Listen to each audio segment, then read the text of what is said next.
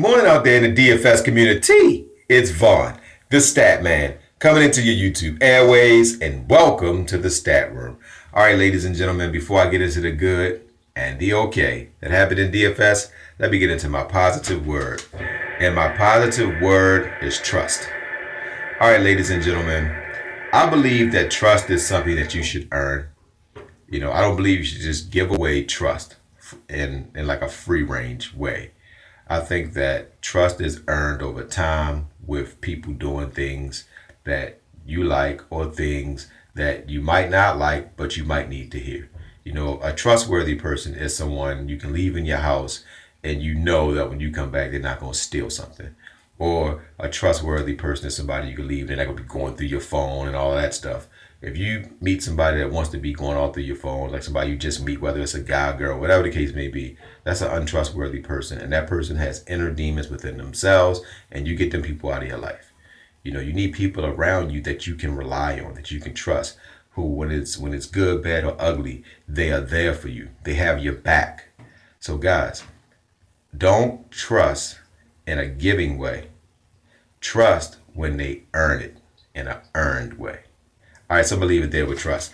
If anybody played DFS last night, it was the weirdest night that I can remember in DFS, where the top three studs didn't even get 40 points. Akentakumpo had 33 points, guys. So if you had him in your lineup, it killed you because he cost so much money that you couldn't get the other studs in there. Russell Westbrook, off night. Paul George. I mean, they blew Milwaukee out. So if you stacked any OKC, you probably didn't do well. But a lot of people stacked them. I was looking around and it seemed like anything over 265 you did decent. My head-to-heads, I had a 270 and I won every head-to-head. And the guy that had the closest score, he had a 228. That was the highest. I had a guy that played me, had a 198. So it was a really, really off night yesterday. But hey, good for us. That's why, like me, I only play head-to-heads because when you had these kind of nights, head-to-heads is me against one person. Somebody wanted me to explain the different contests. All right. When you're playing a head-to-head, that means that is you versus another opponent. That means you're just against one person. And if you have someone like me creating lineups, you're going to win that a lot of times. You can win it with a 265, 270, because if anybody knows about DFS, the average person comes in with a 238 to a 245 on average. All right, next is the double up contest. That just means that you double your money. And then a triple ups means you just triple up on your money. When you see GPP and it says like it doesn't really have an amount of entries that you can put in, that's typically a contest where you can put up to 150 entries. Those are the contests that I think people just waste their money on. And I don't know if people do like I do, but I write down everything I do, wins, losses. And in those contests, you got to think like this. Let's say me, I'm a guy that's very skilled.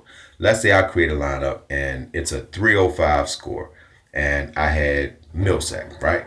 And Millsap gave us 35 points. Somebody's going to have my exact same lineup, but they're not going to have Millsap. They're going to have somebody in place of Millsap that gives them 45 points.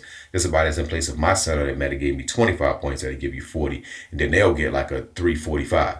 So when you go into those lineups, you have to have big money because skill doesn't win unlimited GPPs. What wins unlimited GPPs is the amount of entries. So you're going to need 10 minimum to maybe win 30, 40 bucks. And that's just the reality. Every now and again, you'll luck up. I heard somebody said they won 20,000. I would like to know, well, how long have you been playing DFS? How much money do you spend and how much was that contest? I don't believe your first time you won 20,000. I just don't believe that. I believe you might have won after 2 years, but you spend $200 a day. So if you add the math, you're still behind. All right, so let me get right into the four horsemen real quick, guys. I'm giving you point guard Holiday versus Minnesota. I'm not going to get into all of the numbers. Trust me, I did my research. You want to pick these guys. Next, shooting guard Barton. He's going up against Toronto. He's always good coming off the bench.